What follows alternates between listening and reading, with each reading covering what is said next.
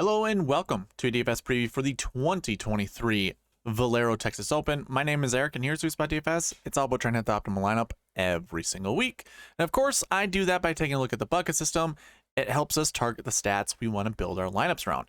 If you're unfamiliar with the bucket system, I do have a video link in the description below that'll explain all about it. But it's not only the bucket system we'll be looking at the tournament and golf course information, as well as past optimal and GPP winning lineups. That, of course, is to see if there's any kind of salary structure that we want to follow at this tournament. We basically get to figure out, do the better or the best golfers in the field perform well? I mean, it could be one of those weak strength of field events where your 7 and 6K golfers do a little bit better than your 10K golfers. We figure that kind of stuff out in analyzing the past optimal and GPP winning lineup, so that's what we'll do. We'll also review last week's tournaments, the match play, as well as the Corrales Puntacana, just to show you how well the sweet spot process did. Now, I didn't do a Corrales Puntacana preview video. It was kind of baked into the match play strategy video. No one seemed interested, so I didn't post it on YouTube. But if you wanted to go back and take a look, it's towards the end of that live video that I did for the match play. But we'll review both of those tournaments. And of course, that should get you a little bit more confident looking at the bucket system, because that's what we're going to be looking at the end of the video, the bucket system for the Valero Texas Open. But before we get into any of those things, a couple reminders of giveaways that I like to do. Now, I don't have the optimizer ready for you, but I had it available for the match play. And if you were interested in the Corrales Puntacana, which again, nobody seemed interested, I had a optimizer for that. I'll showcase the optimizer in tomorrow's strategy video, but what's available to you right now is the cheat sheet. There's a link in the description below that'll send you to this page. This is all for you guys. If you want to be able to edit this, copy it for your own use, whatever you want to do with it, you certainly can. It's free to you. Again, that's in the description below. All you got to do is go to File, the File menu up here to the top left, and make a copy. That way it's yours. And of course, you'll be able to use the filters that I have on here. Now, I was working with a user not too long ago who just showed me he doesn't make a copy of it and he can use the filters. I thought you had to make a copy to use the filters, but I guess you don't. However, it's still beneficial for you to make a copy of this spreadsheet so you have it for your own use. It's not like I get any money for you downloading it. I get absolutely nothing for you downloading it. It's just, in my opinion, you get to do whatever you want with the spreadsheet. That is what makes it, like something for me highly attractive. So that's why I ask you guys to make a copy, or I suggest to make a copy. That way you can do whatever you want with it, and you get to look at all the information that you want. So you don't have to use the filters. I thought you did, so I was mistaken there. But if you do want this for your own use, again, make a copy. Now, not only do you get the cheat sheet, but you also get the bucket system tab that's down here. I do have the match play in the 2023 bracket. You can ignore that. I think I removed everything from each of those. Yeah, those are both empty, but they're there for you. I mean, again, if you wanted to copy those for whatever reason, you certainly can. This is all available to you free of charge. So again, there's a link in the description below, and you get to do whatever you want with it. Again, I suggest you go to the file menu and make a copy, but that's up to you. So those are two things available to you. Again, the optimizer will be ready tomorrow. I wait for the tee times to come out because that's part of the whole sweet spot process, is to look at the marquee tee times, and that's included in the optimizer. Kind of pointless to show you now because the optimizer wouldn't work if I were to use it without the tee times. So I will showcase that tomorrow. Those are two things. Then off of that, we have two giveaways, like monetary giveaways. One being a Prize Picks giveaway. Now this is more like a rebate. If you sign up on Prize Picks and use the promo code SweetSpot and put at least $20 in your account, I'm going to give you $20 back. So, and I'm pretty sure Prize Picks requires you to make a minimum deposit of $20. So no matter what, if you use a promo code SweetSpot when you sign up, you're going to get $20 from me no matter what. Now you don't have to just put 20 bucks in your account, but that's how it makes it free for you, because Prize Picks is going to match your deposit up to $100.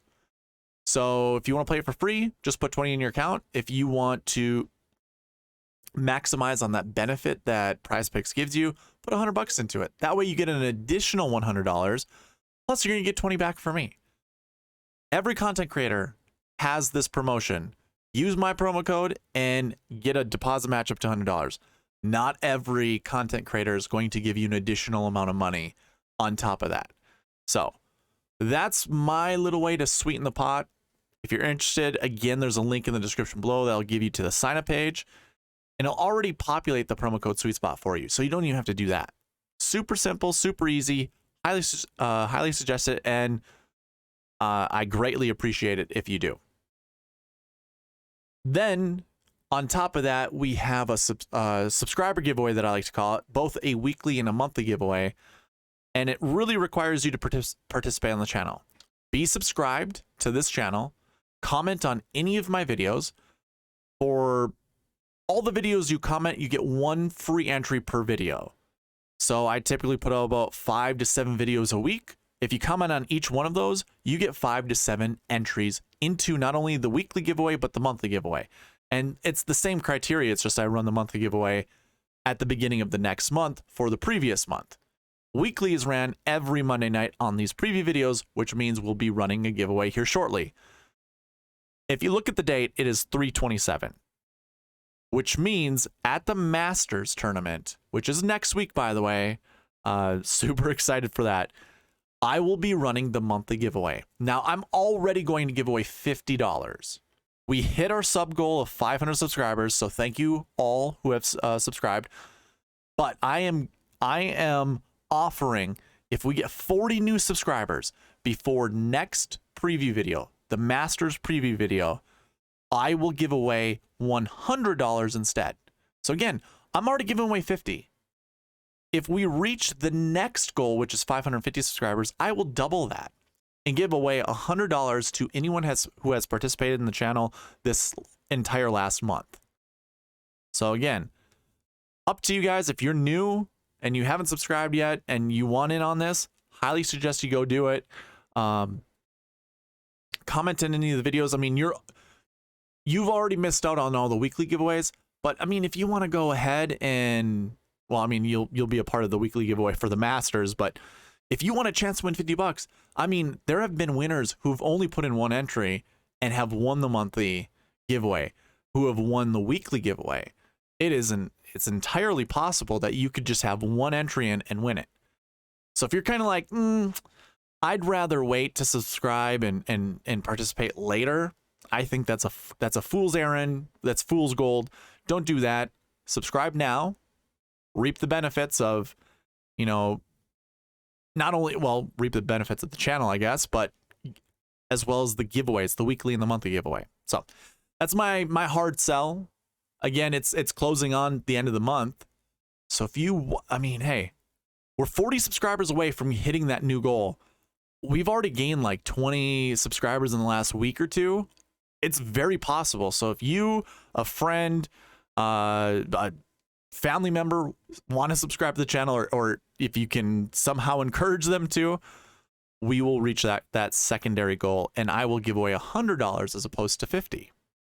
So again, just trying to, convince you otherwise, basically trying to convince you to subscribe to the channel. That's the end of my selling that I'm doing.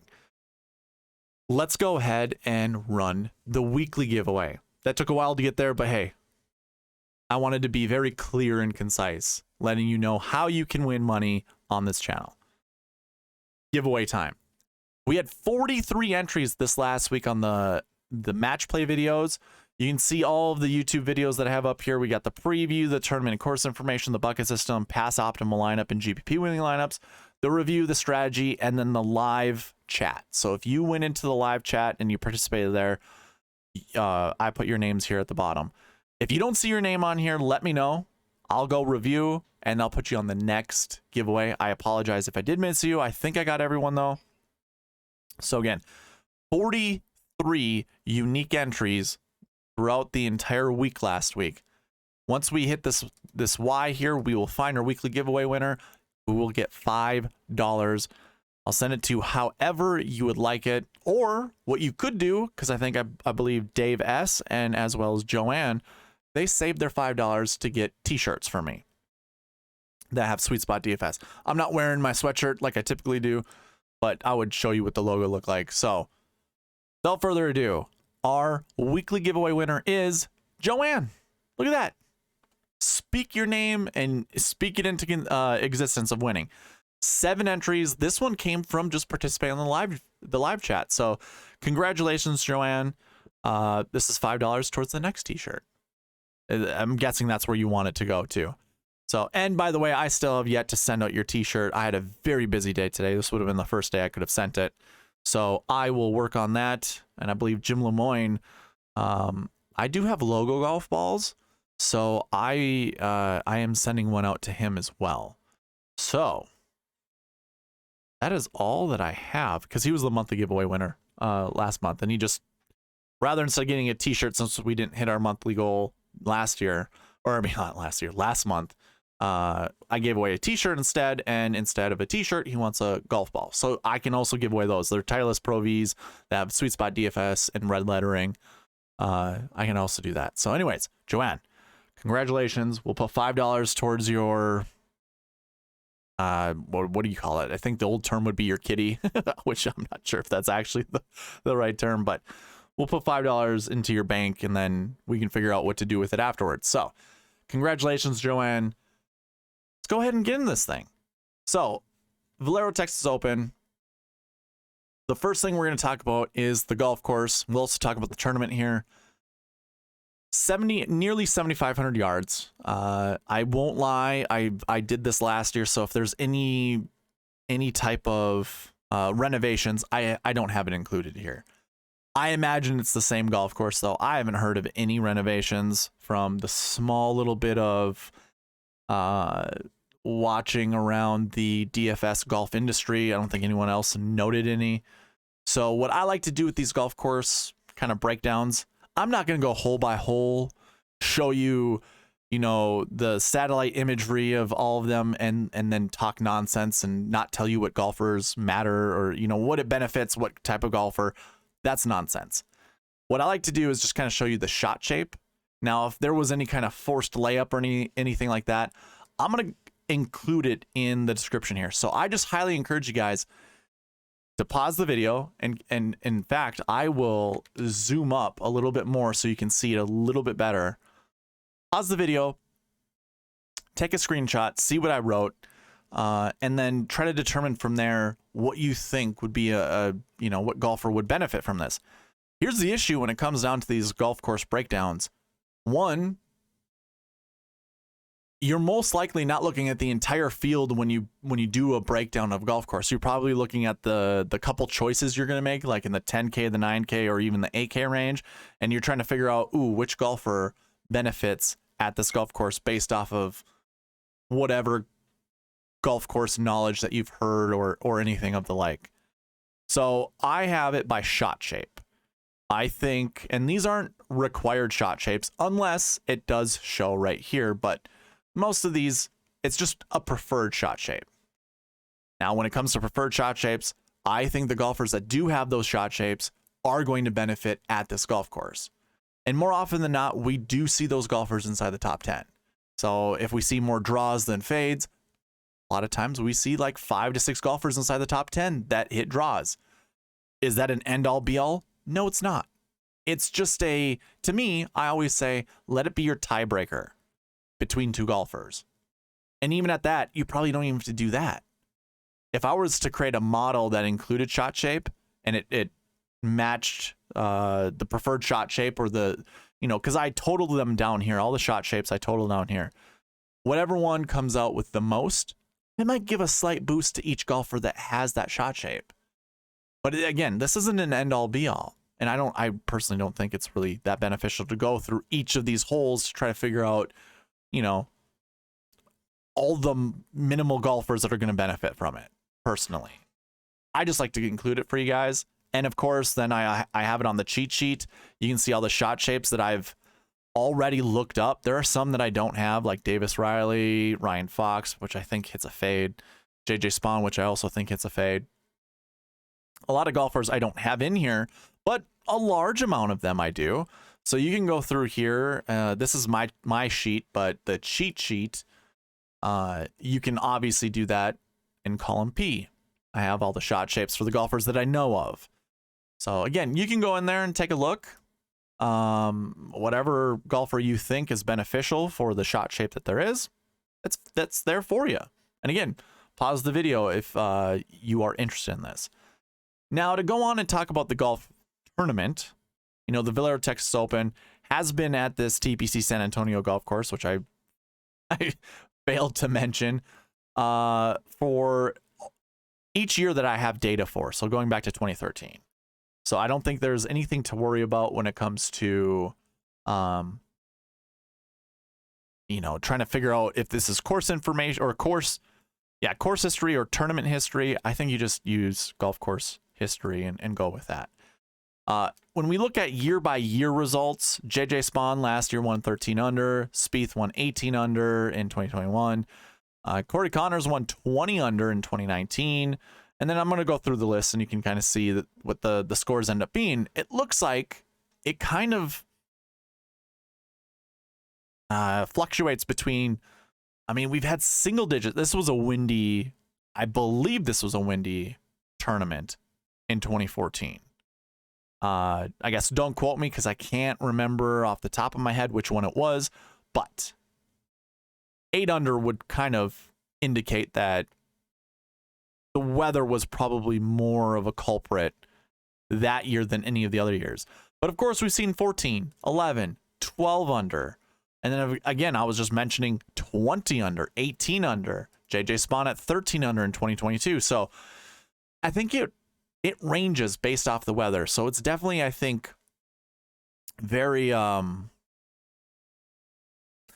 was just about to say, I think it would be very beneficial if we did like look at the weather, but guess what? The weather is going to affect everyone the same. You could, I guess, take a look at tournaments where the winning score is between 12 and 16 under, because I think that's probably the best way to do for this tournament, and figure out, you know, the golfers in this field, which one of them performs better. And of course, if you've got like win models, which, you know, we could all argue about the efficiency of those things, you certainly can. I guess I wouldn't make that your end all be all research, but it can be beneficial. So that was the winning score of the tournament, and that's my kind of take when it comes to what you should do with that information. Our strength of field for this event is 177, which means not a lot of good golfers. Average is probably 230 to 260, somewhere in there. This is more of like a lower status event. So it doesn't really garner, like, I guess if we go to 2022, what was our strength of field in 2022? 214. So this is weaker than last year. In 2021, I don't have the strength of field calculated. So yeah, I mean, I imagine every single year is going to range in between that 170 to maybe 220 range. So you could also use strength of field. And this is the old school strength of field that incorporates OWGR FedEx Cup rating from last year. It uses the end of the year stat, and then whether or not this is a home course. So then you would use you give a little bit of a boost to the golfers in the FedEx Cup, because this is a PGA Tour event. So you'd boost up, you know, the top golfers that played in the FedEx, or the top FedEx Cup standing golfers. Yeah, that's also not how you say that. The golfers who are at the top of the FedEx Cup from last year, you'd give a boost to whatever event they're in, and that's how you get your strength of field. Yeah, that I butchered that, but you'd have to go look at the old way of calculating it, and maybe I could answer it for you on the strategy video tomorrow if you wanted to, because I'll show you what that calculation looks like. I'm just not going to do it here. Anyways, this is the old calculation, just so you know. 177, we saw 214 last year, so anywhere between 170 and 220. And if you have websites that you can use that information, I don't see how it would hurt, honestly, especially with some of the golfers that are in the field right now. I think it's beneficial. So go ahead and do that. That's all that I have for golf course and tournament information. Let's move on to the next segment, which of course is taking a look at the pass optimal and GPP winning lineups. I have salaries going back to 2017, which is kind of interesting because DraftKings really started with all tournaments in 2018. I feel like maybe I have that wrong. Maybe in 2017, I think after the Masters, they decided to do salaries for all tournaments.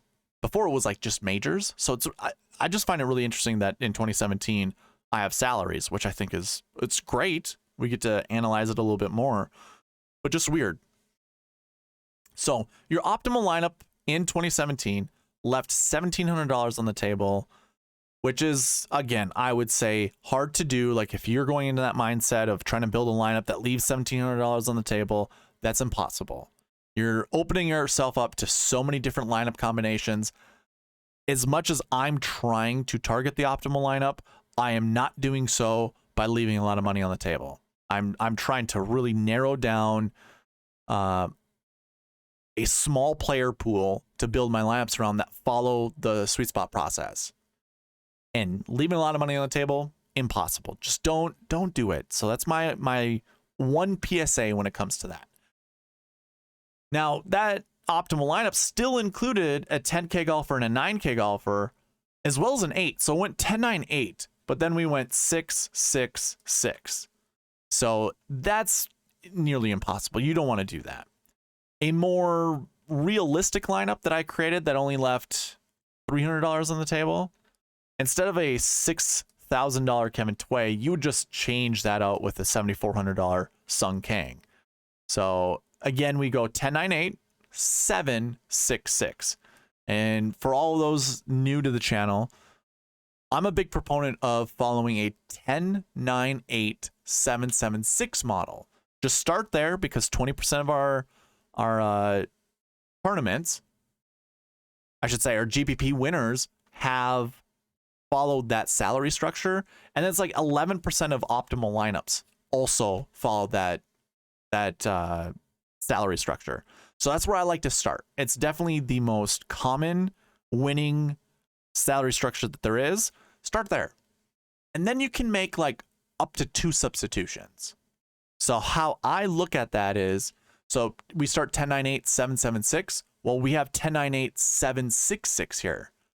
So imagine we had Cam Smith instead. Now this is over the price tag. Don't worry about that. But let's say we had this 10, 9, 8, 7, 7, 6. Well, here's where we one substitution. Sub from a 7K down to a 6K. There it is. That's one substitution. Now, if you wanted to do another substitution, so we go 1, 7 down to a 6, maybe we can boost, maybe we go 1, 9 down to an 8. Obviously, this isn't an optimal lineup because we don't have the winner in it. However, that's the other type of substitution you can have. So you can see now I go 10, we skip the 9 because we sub a 9 down to an 8. Now we have 2 8s in our lineup, 1 7, and then we subbed our 1 7 down to a 6. That's how you do your 2 substitutions. So hopefully that makes sense. You could also go from like, 10, 8, 7, 7, and you can go from a 9 down to a 7. Because to me, you'd sub from a 9 down to an 8, and then from an 8 down to a 7. That'd be 2 substitutions. I know that's more complicating. You don't see that in this scenario, but I guess perhaps never mind. I'm not going to overcomplicate it. I'm just going to leave it at that. I hope you understand what the 2 substitution things is, or 2 substitution method is. Moving on, going to 2018. Our optimal left even more money on the table, $5,400. And it didn't include a 10K golfer. It didn't even include a 9K golfer. It started with 2 8K golfers, 3 7s, and a 6. That's impossible. Don't do that. Just don't do that. I have a more realistic optimal here, which does start with a 10K golfer. Ryan Moore, by the way, if you know who he is, was a 10K golfer at one point in time. And then you don't see any 9K golfers inside the top 10. So we kind of have to go down to 11th place and find Billy Horschel at $9,100. Then we can still include 2 8K golfers, by the way, which is kind of remarkable. Like, that's really difficult to do, to go along with a 10 and a 9. But these are your low 10. This is a low 10K golfer and a low 9K golfer, paired up with 2 low 8K golfers, and then 2 low 7K golfers, 49,700. So just to reiterate that, that's a 10, 9, 8, 8, 7, 7 following. Remember, 10, 9, 8, 7, 7, 6. Well, here you go. Here are your 2 substitutions. You know that 6K golfer we're supposed to have with this 10, 9, 8, 7, 7, 6? That 6 moves up to a 7, and then it moves up to an 8. Those are 2 substitutions. There you go. That's how that works. That's your 2018 optimal and GPP winning lineup. In 2019, we don't have a GPP winning lineup. I don't know where that ended up. Oh, I suppose we didn't have a GPP winning lineup the last 2. We had a realistic optimal and then an optimal. In 2019, for whatever reason, I don't have the GPP winning lineup. Let me double check something really quick. I used to look at notes. I think I actually do have the GPP winning lineup right here. Corey Connors actually had a price tag? I don't believe that. That's crazy. 1, 2, 3, 4, 5, 6. Really? He must have been like 6K.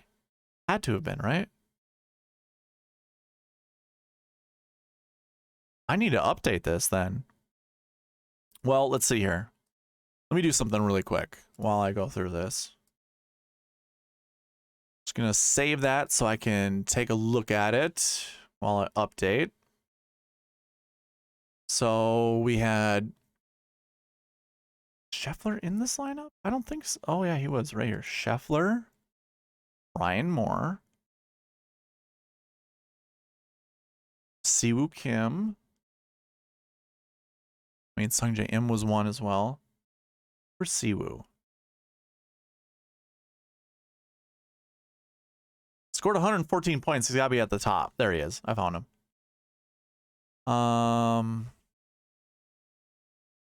Lucas Glover. I'm actually...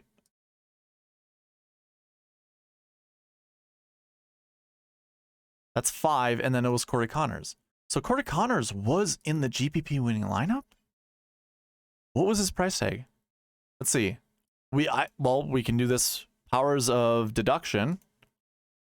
This equals 43,300. So what if this was, let's just say 6,200. Let's just pretend it's 6,200. I have no idea if it was. But your GPP winning lineup would have had 49,500 spent, which most GPP winning lineups don't leave a lot of money on the table. Interesting. Yeah, I don't have the price tag, so I have no idea how much Corey Connors was in 2019.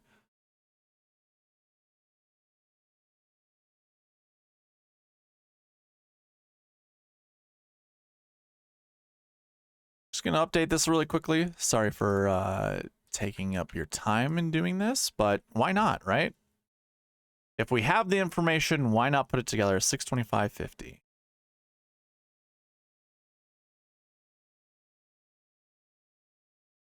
And I don't know. I think 6,200 was probably the price tag, to be quite honest with you. I don't see how a Monday qualifier isn't like low 6K, and it's not like we even knew who Corey Connors at this time was.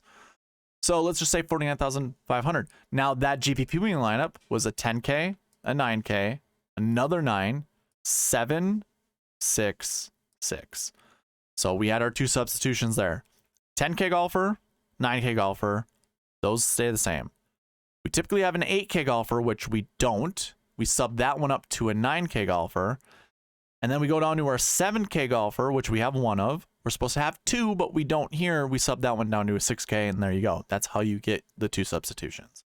So 10-9-8, 7, or I'm sorry, 10-9-9, 7-6-6. That was your GPP winning lineup in 2019. And I'm the optimal lineup is going to be different because I didn't have a price tag to go with Corey Connors. You'd leave $5,000 on the table. That's not happening.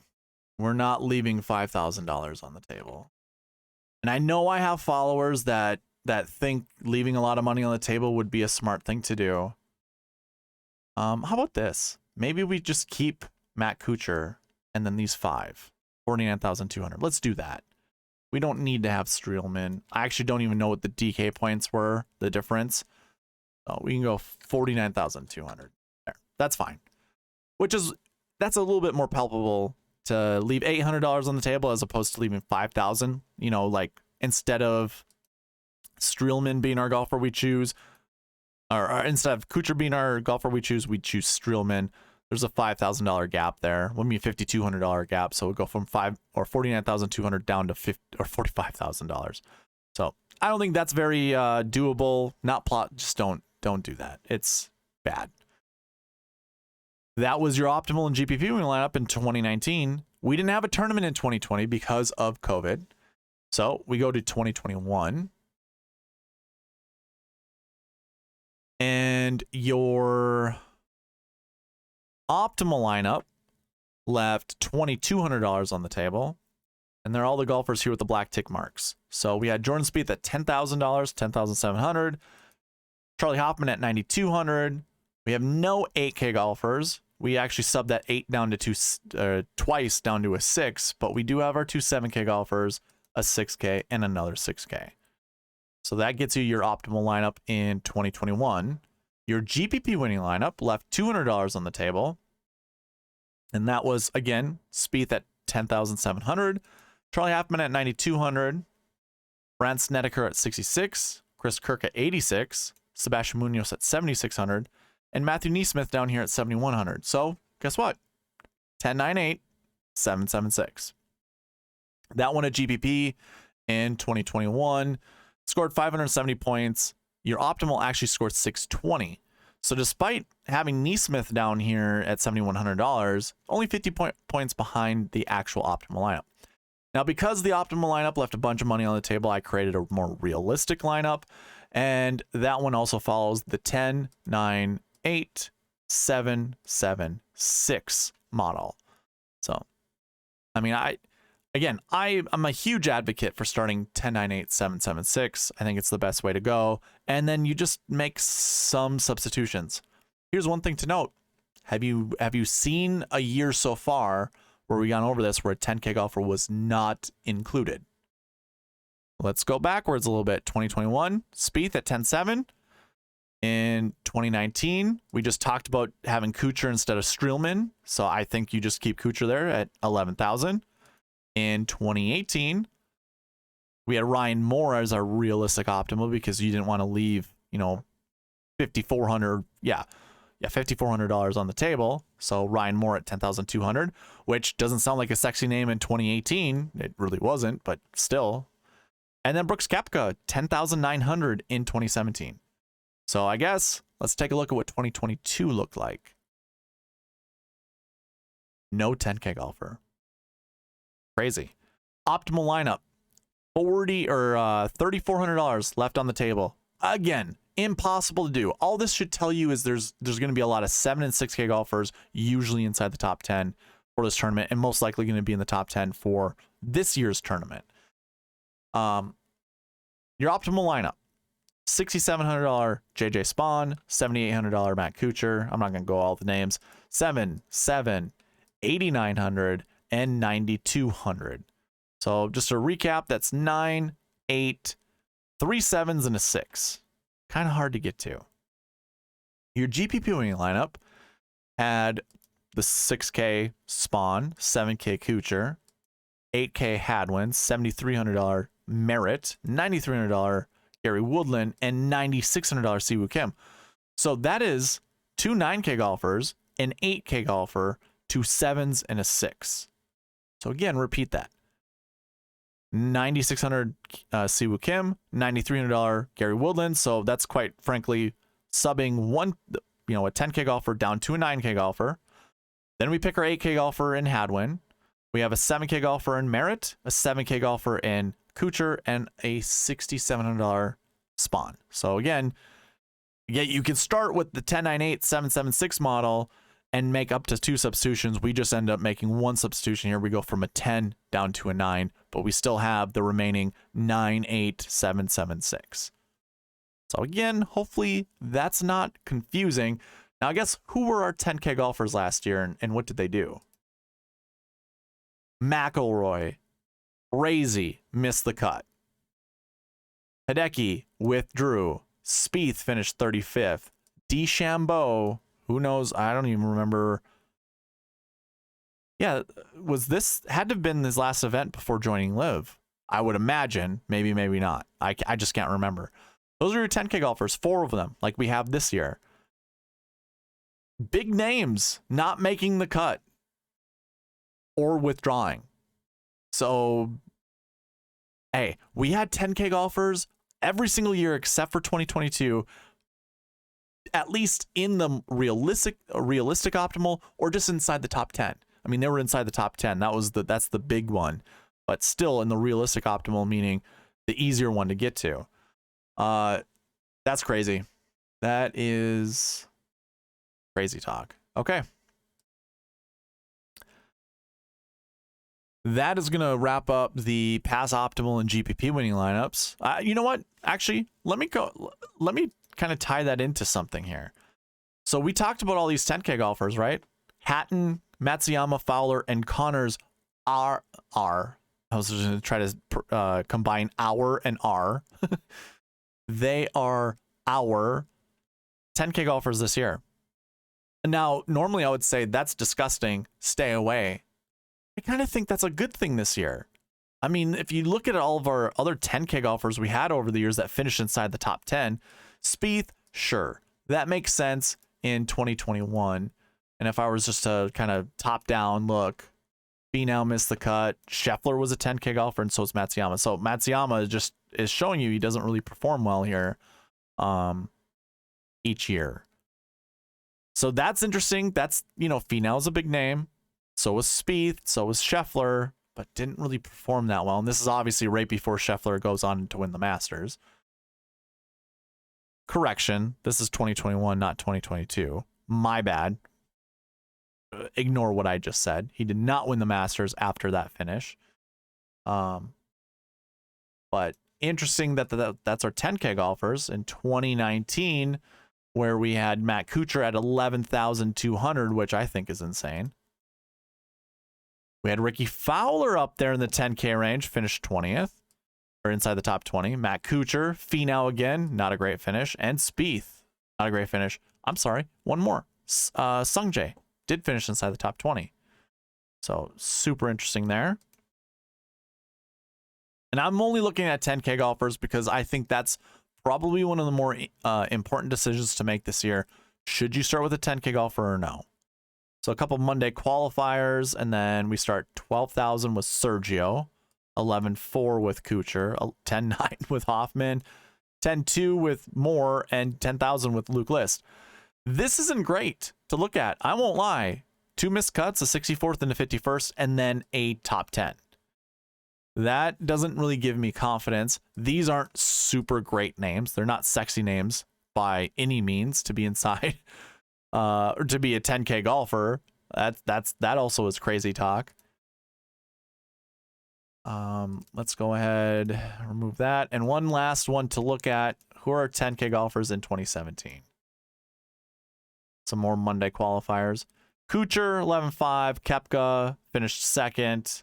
Hoffman, Walker, Moore, and Grace all finished inside the top 20. So that's better off. But again, in 2017, Jimmy Walker, I guess you could say, was going to be a favorite just because he's a Texan. He had been playing well. I can't remember when he'd won his PGA championship, but it wasn't too far away from this year. So he was a good golfer then. Moore once again is up there, and I don't think he was that great of a golfer then. Neither was Grace. Not like A-list, top tier 10K golfers. Koepka, he would have already won his PGA and US Opens at this time.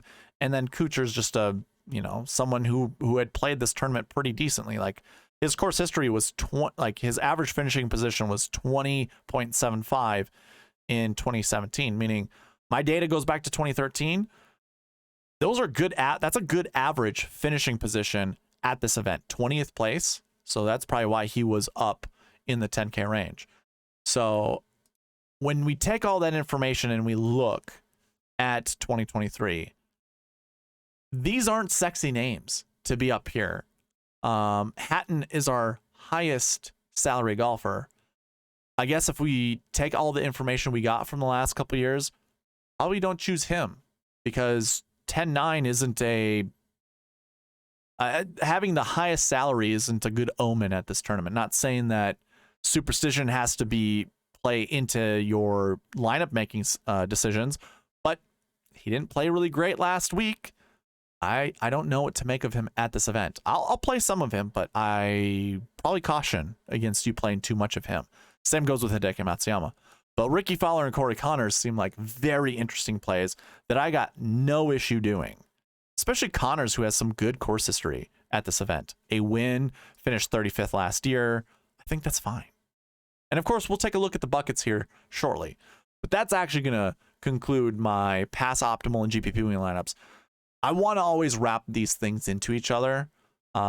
Instead of just giving you the information and not telling you what you should do with that information, or not suggesting what to do with that information, I think that's a good thing. I think that's a good thing to consider. Okay, let's review the match play in Corrales Puntacana. Now, I think where I want to start is probably the Corrales Puntacana, because the match play, it was pretty exciting. I won a bunch of money at the match play that I'd like to save to the end. Corrales Puntacana, like I said, I had a review, or I had a preview video for this if anyone was interested, and no one rose their hand to say, hey, I'm interested. So I didn't do one. However, I had a bucket system for it. And when we take a look at the bucket system, I do this in all my reviews. So if you are new, basically you look at this column, see how many successes I had. Green is good, Y means yes, red means no. There's a bunch of reds, but as you all know, the returning viewers, I have rules that go into projections. So here are my projection columns. You can see the minimum projection here in column H says 0.29. My rule is you always round down, so this becomes 0. Then in the max projection in column G, my rule is to always round up. So 0.48 would round up to 1. The other rule that goes with that is there's got to be a 2-point gap. And since we can't, there's got to be a 2-point gap. And if at all possible, you always bring the minimum projection down 1. Well, since you can't go any further down than 0, we have to bump our max projection up. So again, the normal projection was 0 to 1, and you always want a 2-point buffer. Prefer that you always bump down the minimum whenever you can. Can't in this scenario. 0 can't go down further than 0. So we bump up the max projection to 2. When you do that, you can see 2 golfers finish not only inside the top 10, but they also finished inside the optimal lineup. So this bucket was a success. One bucket that was not a success was the course history 6s. I had a projection between 1 to 3. 4 ended up being inside the top 10. 4 were in the optimal lineup. Therefore, it's not a success. And then last week 5s. This is your missed cuts. I also had a projection of 1 to 3. 6 were inside the top 10. 4 in the optimal lineup. That also, again, was not a success. So 2 buckets really failed when it came to looking at the bucket system for the Corrales Puntacana. Now, I put together a sweet spot optimal that does follow the projections completely. And you can see that in this column here, the sweet spot optimal, as I call it. So it does include 2, and that fits inside the projection here. Same applies over here in the other bucket that failed. So that works out. Now, the big thing is when we go and review the optimal versus the GPP versus the sweet spot optimal, is does the sweet spot optimal beat really just the GPP? That's the big one. And I did it from the $1 short game for the Corrales Puntacana. So just to give you a heads up, your optimal had Matt Wallace in it at 9,300, Nikolai Højgaard 88, Sam Stevens 79, Tyler Duncan 85, Austin Eckroat at 6,900, and then there was a tie between Ricky Barnes and Brent Grant. One was 6,300, one was 6,900. The optimal lineup salary up here that you see, that uses Brent Grant's $6,900. So $48,300. You had to leave $1,700 on the table to get to the optimal lineup. Again, impossible. There's no way. There's just, who cares? Your GPP wheel lineup, use up all $50,000 of the salary. It included not the winner, by the way.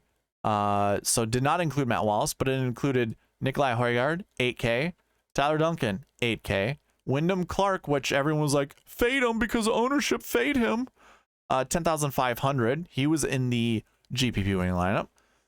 Then we had $7,900 Sam Stevens, $7,400 Doug Gim, $6,900 Austin Eckroat. So that follows the 10,98776 model, but you replace a 9K with an 8K. Boom. That's how you get it. That's your GPP winning lineup. Now, optimal scored 696.5. GPP winning lineup scored 661. So really, our sweet spot optimal needs to beat 661. And that included Matt Wallace, Nikolai Højgaard, Wyndham Clark, by the way, Ricky Barnes, Matthias Schwab, and Vincent Norman. I did this using the optimizer here. I'll throw it up on the screen. And it follows all of the conditions that go with it. Remember, it's a sweet spot process. So it takes a look at the marquee tee times right here. I have that all written down, as you can see. So it chose 2 from the marquee tee times, where I have the minimum set at 2, the max at 4.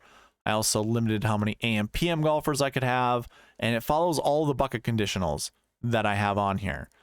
And it came up with this lineup. Now, I fibbed a little bit. It did include Martin Trainer with a couple different golfers, but that scored 1 more point than the one that I'm showing you. It didn't include Wyndham Clark, and I wanted a 10K golfer in my lineup, so obviously I chose the one that had Wyndham Clark. The Sweet Spot Optimal scored 648.5 points, which means it does not beat the $1 GPP. Now, I have to say, Corrales Puntacana probably don't have enough data to really make the buckets effective.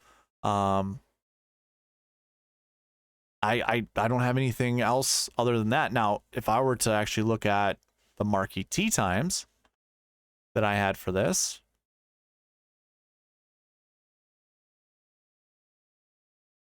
we sorted out. Oh, I'm sorry. Yeah, we sorted out like this. If I go and I look at every group, so 3 golfers in each group, what I want to see are either, I really want to see somewhere between 2 to 4 optimal lineup golfers, and really the only one that we see is Tyler Duncan. So you can see that right here, the little black tick mark that says optimal lineup. It's your optimal lineup golfer. Now, there were 2 golfers in the GPP lineup within the marquee tee times, and then of course I have the optimizers select at least 2 golfers in the marquee tee times. That was Wyndham Clark and Matthias Schwab. So interesting. I mean, it kind of works out. We weren't winning a GPP. So that means the bucket system and the sweet spot process did not work for the Corrales Puntacana, despite having 34 out of 36 buckets correct. So that's the review of the Corrales Puntacana. Reviewing the match play. Again, take a look at the column here. You want to see all successes, which you see a ton of Ys. Again, we're looking at our projections versus what was inside the top 10 and the optimal lineup. Now, top 10, by the way, that's a bit misleading, because when it comes to match play, just to show you the 2023 bracket, and I guess I don't have to show you this. If we go here and take a look, 1, 2, 3, 4 is determined based off of your championship game and your consolation game. Anyone who loses in the quarterfinals automatically gets 5th place, because that's the next placement after the placement before. So you see 1, 2, 3, 4. So then everybody who lost in the quarterfinals gets 5th place. Well, then there are 8 golfers there, so that means everyone in the Sweet 16 gets 9th place. Whoever loses, I should say, in the Sweet 16 gets 9th place. And then it divvies down for how many group wins that were in the group stage. So these are all golfers who did not get out of group stage. So as you can see, there were 16 golfers inside the top 10. So it's kind of misleading when we look at the bucket system and we take a look at top 10s. However, I do have it built in for the optimal lineup right here. So basically, if the top 10 number falls outside of the projection, so like you can see the very first bucket, the last year one, the projection was 0 to 1. Top 10, there was one golfer. But of course, then I also validate that with the optimal lineup, there's one. Here's a good one. Last week did not plays. We had 13 of those 16 golfers inside the top 10. Only 4 were in the optimal lineup, and 5 were in the sweet spot optimal. Well, my projection was 3. Round down this number to 6, because obviously you can't have more than 6 in your lineup. So the projection was 3 to 6. 4 were in the optimal, 5 were in the sweet spot optimal. Therefore, that bucket was successful. Remember, we were talking about the class Puntacana when it came to projections. So 0 to 1.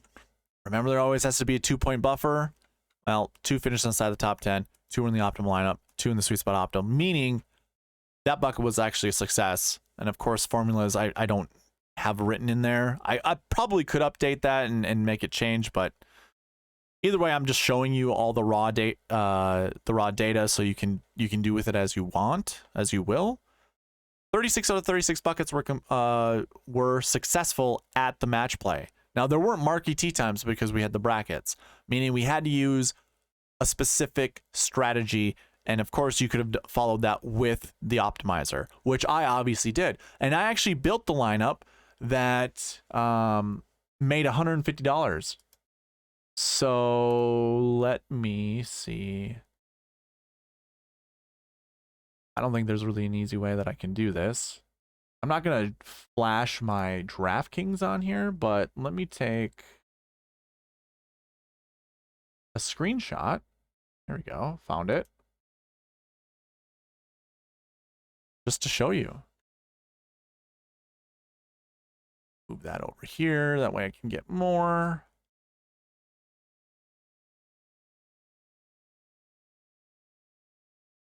Perfect. Okay.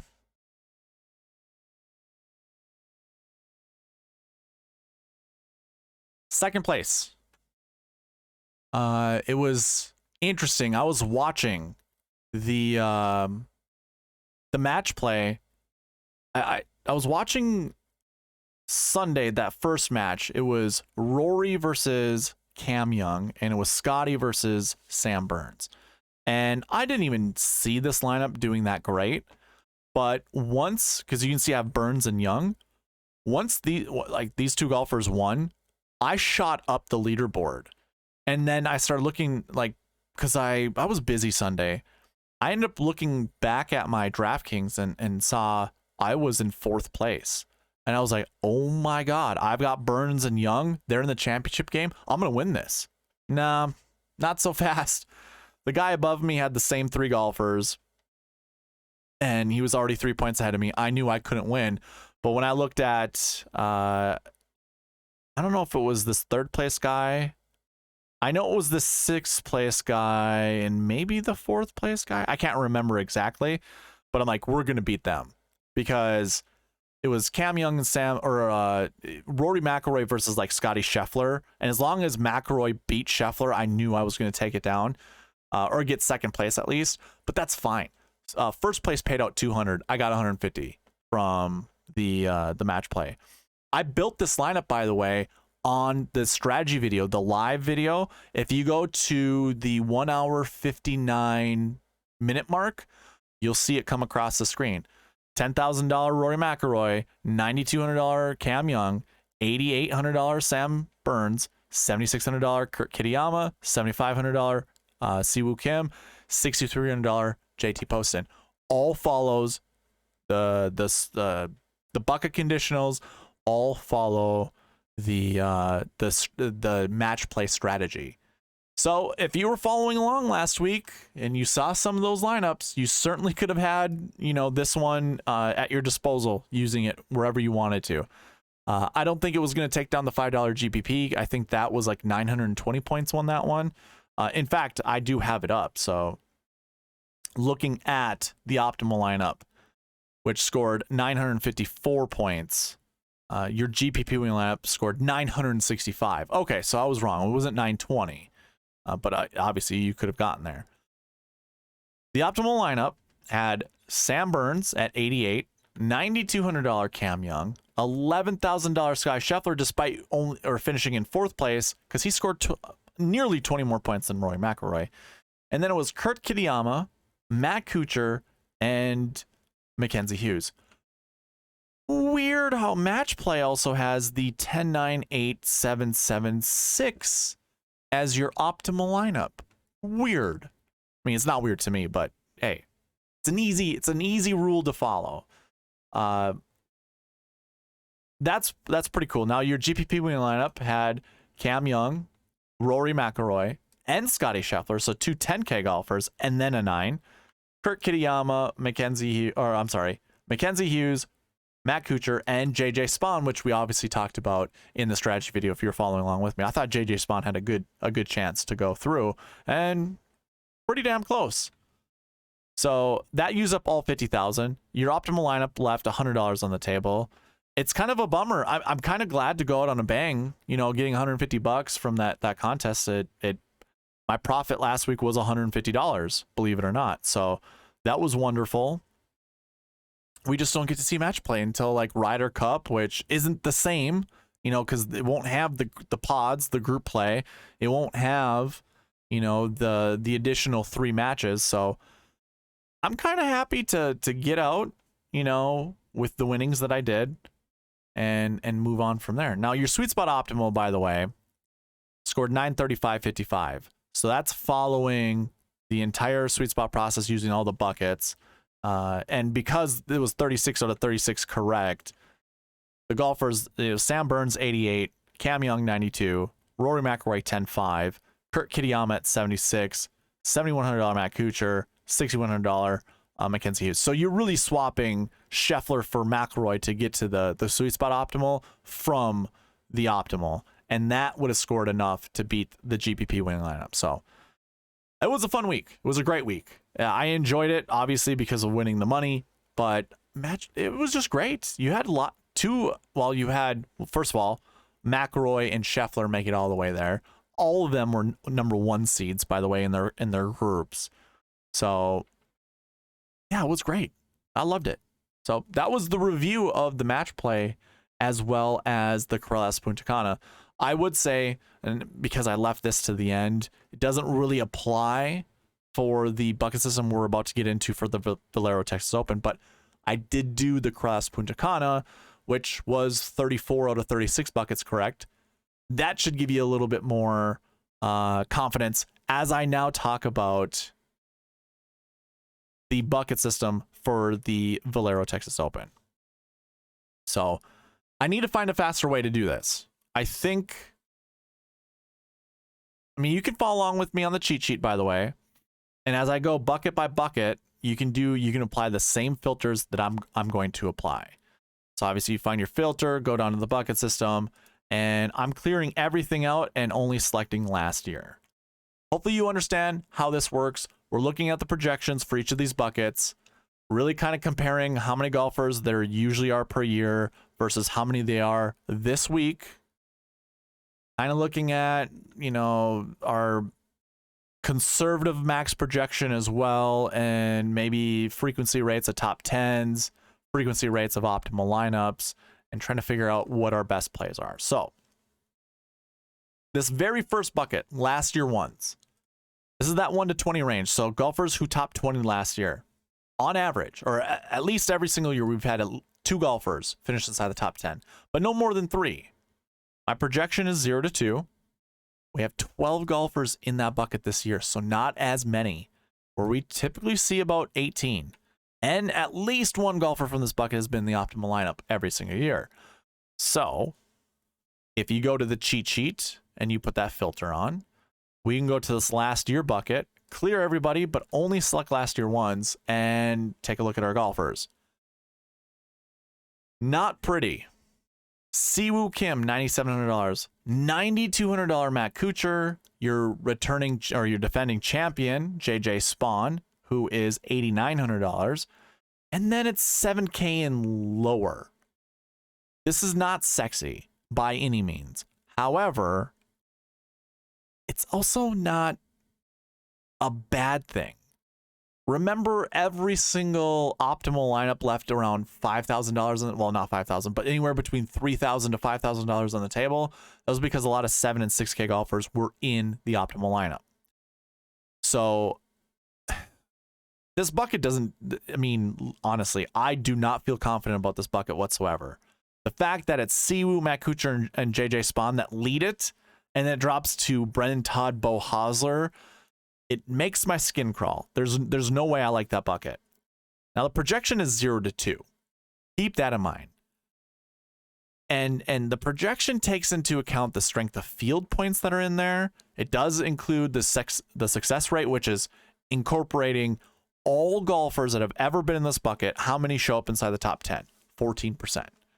So it's not a very good percentage, but what's kind of sexy are these frequency rates, where we see 1 to 2 in the optimal lineup every year, 2 to 3 in the top 10. Now, this is where if your superstition really gets in play, you're kind of looking at this going, well, we see it every single year. Maybe we need to do it this year as well. I'm going to keep the projection 0 to 2. I think that's fair. And with how bad the grouping of golfers in this bucket is, I'm keeping it there. Let's move on to the next one. I have a projection of 0 to 1 last year twos. I'm not going to go through all of the, at least this many golfers inside the top 10, their frequency rates or anything like that. I'm going to leave that up to you, because I think this is how we speed it up. 0 to 2 last year twos. Honors, Chris Kirk, Aaron Rai, Adam Long, Martin Laird.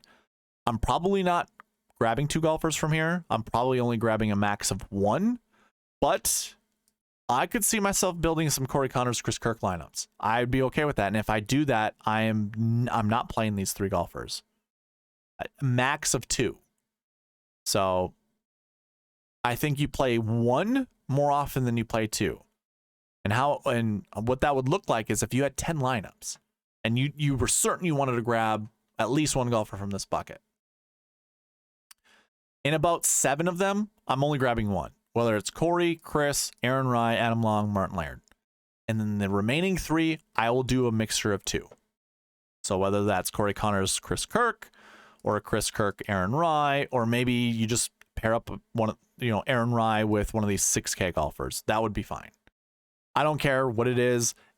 Just know, not a high probability of 2 golfers from this bucket being inside the top 10. So just grab 1. I feel like that's probably the best way to go.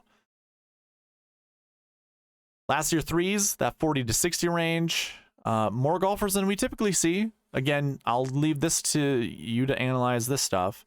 But if we were to take a look at our last year 3 bucket, Putnam, Rogers, Lonto Griffin, Luke. So another low confidence bucket that I'm probably not choosing a lot of golfers for. I'm cool with just selecting one of these guys and moving on.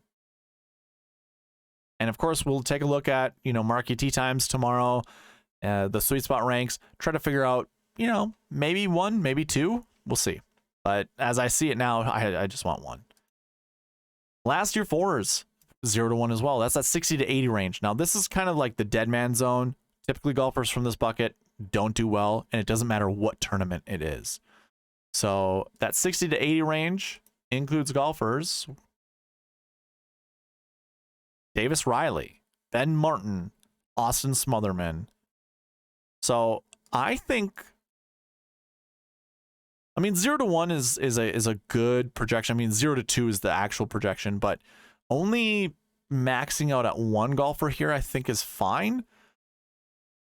Seeing I'm kind of okay with Doc Redman this week. But if I'm playing 100 lineups, I'm playing them at max 2. And what I mean, so to kind of double down on what I mean by I'm okay playing them, is I don't mind putting them in like the $5 GPP. That's fine. If I'm only gonna have like 2% exposure to them, I could put them in one of those high entry fee lineups for me, because I think that's he's a pretty decent wild card. Like, I don't mind that. Russell Knox, maybe not so much. But I really kind of, I mean, before seeing this bucket, if I was to build lineups with Davis Riley, Ben Martin, and Austin Smotherman in it, I wouldn't have minded. Like, I think these names, they're great names. I do like Davis Riley this week because it is a Southern golf course. He home state's Mississippi, went to college in Alabama. I think this is perfect stomping grounds for him. Also, you know, Ben Martin has that nickname of Bermuda Benny. It's not Bermuda grass. I forgot to mention that in the course breakdown or the course information part of this video. I actually don't include any of the grass stats. So I wouldn't mind playing Ben Martin at $7,100. That seems like a pretty decent value. But that's all I'm going to talk about this last year 3 bucket or last year 4 bucket. Very interesting nonetheless. Missing the cut last year. Not a huge, like not a high success rate, but there are 35 golfers in it where we normally see 30. The projection is 1 to 3, and that's exactly what we typically see year in and year out inside the top 10, but not quite 100% frequency in the optimal lineup. So golfers who missed the cut or withdrew, that is also included in this bucket. Hideki Matsuyama here at the top, as well as Ricky Fowler. And then we have the Cross Puntacana winner in Matt Wallace, Adam Schenk, and then it drops from 7K and down. 1 to 3, I think, is a great projection. I actually don't mind starting a lot of my lineups. Well, first of all, I really like Ricky Fowler this week, but so does a lot of people. Or so do a lot of people. Hideki Matsuyama is not a bad play. I'm going to be very leery in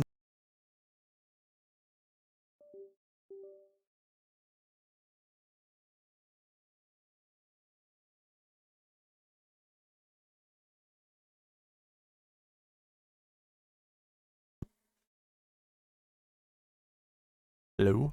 All right. Something just happened. Hopefully I wasn't talking and you couldn't hear me for too long, but just know there was an issue. So what I was saying is Hideki Matsuyama, there is an injury concern. He withdrew from the match play. No idea why. He's been battling a neck injury for the longest period of time. I think that, I mean, we saw him getting massaged at the match play event. They were working on his neck. They're massaging it. There's something wrong with his neck. I don't think that's to be trifled with. He has a very long history of not performing well at this tournament. The game theory boys, they will be all over Matsuyama this week, and that's fine. I think if you want leverage, this is the way you get it, because I don't think a lot of people, I think a lot of people are going to have the same concerns that I do. And I think they're rightful concerns. You should have those concerns. If you're someone who, and by the way, I don't advocate for this, but if you're someone who's like, I don't want, like, you know, I'm kind of spending a lot of my money on these DraftKings lineups, I can't afford to lose, then don't play Matsuyama. And I don't want you to be that type of guy. If you are that type of person, by the way, it's your life, you do as you will, but don't go out of your means when it comes to doing DraftKings. Personally, for me, Matsuyama is reserved for my dime time lineups. I do not care what type of leverage he has. I am not a game theory boy. I don't care. He will be in dime time, and that's it. I will not be investing a lot of money on Hideki Matsuyama, but I do want exposure to him in case, you know, he does break through and do well at this tournament. I do like Ricky Fowler, so I have no issue putting him in my high entry fee lineups. Probably not really going back to Matt Wallace, or not going to Matt Wallace. He said some cute things while winning the Cross Puntacana about self-talk and all that jazz. I don't care. I don't care if his self-talk is more improved for this tournament. Cross Puntacana is different. Not much different than this event, but still it's different. I will play some of him, but I'm not jumping and trying to play more of him. And then there are some decent names here. I'll reserve these for the strategy video to see which golfers show up more often than not. Obviously, it's going to be based off of the rankings that you can see over here. So, you know, like Trey Mullinax is a pretty good value. Looks like Lee Hodges isn't terrible, and I don't mind playing Lee Hodges. Matthew Neesmith might be a sneaky play, and he's probably going to show up a lot in my optimizer, which is fine. He's played well here before. He has a top 10 at this event. Yeah, let's move on. I don't want to spend too much time in this bucket. Our last ones are the did not play bucket from last year. So golfers who did not play, including rookies, including golfers who've never played here before. Tyrrell Hatton is the top price guy in the field, but also in this bucket. Taylor Montgomery, number 2. I think Taylor Montgomery is very, very talented, but his swing is absolutely disgusting. You don't know, I give lessons. I'm a very technical golfer. I give golf lessons. I understand different points in the golf swing. I know where you want to get to A1. I know how to get to A2, A3, A4. All those, I know what a picture perfect golf swing looks like, and I know how golfers get there. Not all golfers have a picture perfect golf swing. They don't need one.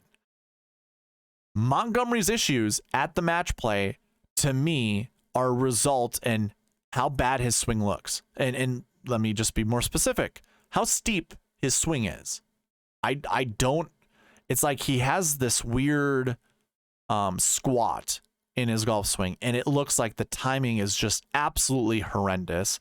I talked about this not so much in this technical detail back during the American Express, where it's like he was hitting his wedge shots into greens, and it just looked like he collapsed every single time that he made contact with the ground. His arms collapsed behind him.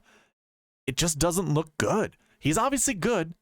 You know, $9,900. DraftKings values him. He has great results. That golf swing is not an elite golf swing. It just isn't. I'm not saying he can't win. It's just my confidence level with him to be number 2 in my model, which he currently is, $9,900. That seems like a really steep investment for someone I have very little confidence in. And I think he hits the ball a mile off the tee, which is, you know, that's obviously with me, what I talk about every single week. Step 1 when it comes to the potential of a golfer. Then he can roll in the ball from anywhere on the green. That's pretty good too. However, how he gets to the green, that's problematic. And I wouldn't even say, like, you know, you could look at his strokes gain stats and it's, you know, whatever. To me, I don't think you're going to really find answers when looking at strokes gain stats unless you really know what to look at. But yeah, his approach numbers are terrible. Good off the tee, terrible approach, really good putter. And because this is 7,500 yards, he's going to have a bunch of approach shots that are going to be lengthy. And I do not, I'll repeat this, I do not find his game on approach to be advantageous. I'm just going to avoid playing him for the most part. I'll still talk about this in my strategy video about the my strategy that I'm going to implement, which will include playing 9K golfers, and Taylor Montgomery will be one of them. But this is my PSA for you when it comes to Taylor Montgomery. Play with caution. Ryan Fox is the other 9K golfer. Sure, he made it to the match play. He's, you know, 36th in the world. I don't like his golf swing either. Not that that's a big deal when it comes to just providing results on DraftKings, but Ryan Fox, I don't think so. I won't be playing him. He needs, for me to play him, he needs to be in the 7K range or low 8K range just to consider. 23rd in my model, and we'll talk about sweet spot ranks tomorrow. Not great. Alex Noren, Ben Griffin. I like Ben Griffin. 3rd in my model, $8,700. I think we can go back to Ben Griffin. I think this is a good play. Same with Thomas Dietrich, 4th in my model, $8,400. I think that's a good play. And I'm not going to talk about the rest of these guys, but, you know, our projection is what? Already forgot.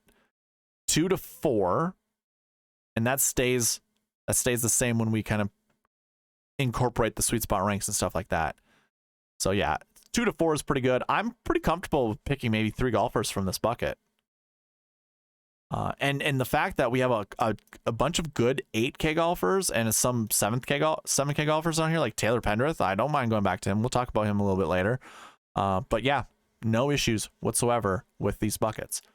So that wraps up the last year buckets.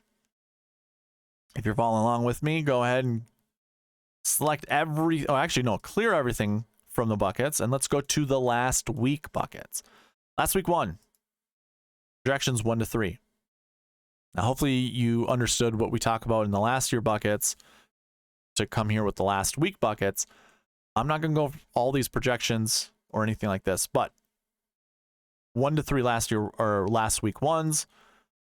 Come to, if you're on the cheat sheet, go to the dream sheet portion of it, clear out everyone in the last week, column H, or whatever it ends up being for you. I think it's not column H for you guys. Just the last week bucket, and go to last week ones. And again, our projection is 1 to 3. So I don't mind starting with Ricky Fowler or Corey Connors. So okay. These are all golfers who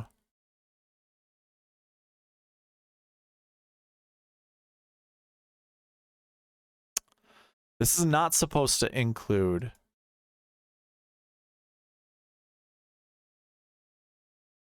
This is not supposed to include match play. Match play is difficult to include. Okay. How? So the buckets are grabbing golfers from, let's see, hold on. I'm supposed to have 18 in that bucket. And if I go to, there's not 18 here. There's 9.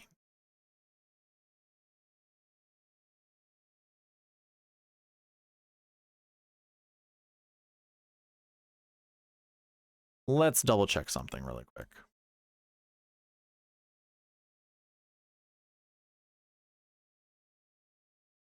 This, oh yeah, this has to be going off of.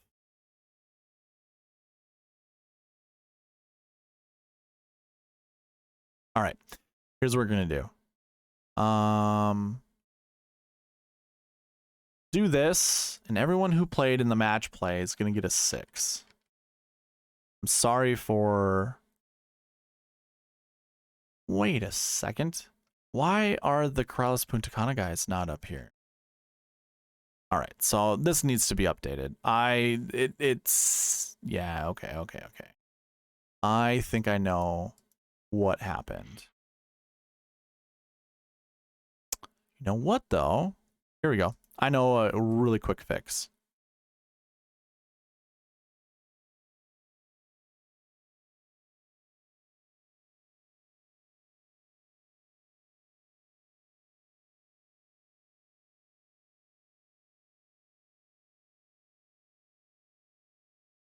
So I only want to include the Corrales Puntacana. Really hard to quantify the match play and how the results happen there. Plus 20th place, like inside the 20 is like 17th place, like I was talking about earlier. That didn't leave group play. So I don't want to include that at all. 1, 2, 3, 4, 5, 6, 7, 8, 9. Okay.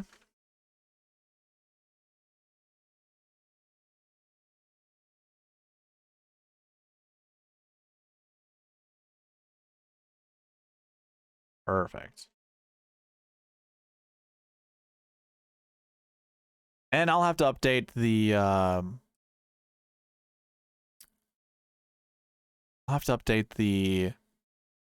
cheat sheet to also reflect this. But now that I have all this, I can color code it while you guys are here with me. Again, I apologize. But we'll have accurate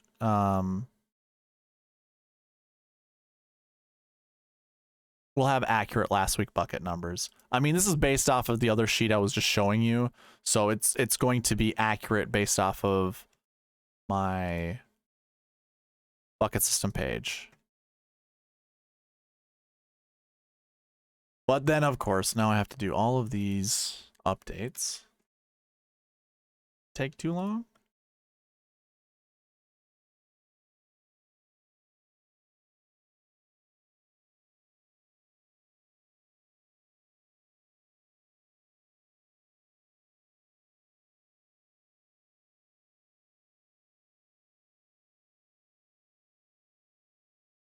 So basically, if you're interested in how I'm doing this, I am looking, so you can copy one cell that has a value in it, and I'm clicking the one right below it, and I'm holding shift left click because I have a ton of columns over here on the left side that if I were just to scroll over, I'm going to lose my place. So I'm holding shift right now. I'm still holding shift, but you can click in whatever box you want for it to select all of them. And then I go back and just select under the last week column, right click, paste special, values only, and now they all switch 5. If I were to not put values only and I actually just pasted it, everything will get matched with this green color, this 5, and I don't want that. So that's why I keep it like that. Actually, this would be 6. And all my match play guys and even the golfers who didn't play last week get 6s. Perfect. So now that we have this updated, and again, I will update this on the cheat sheet before you even see this video, before you even get to this part, it'll already be updated.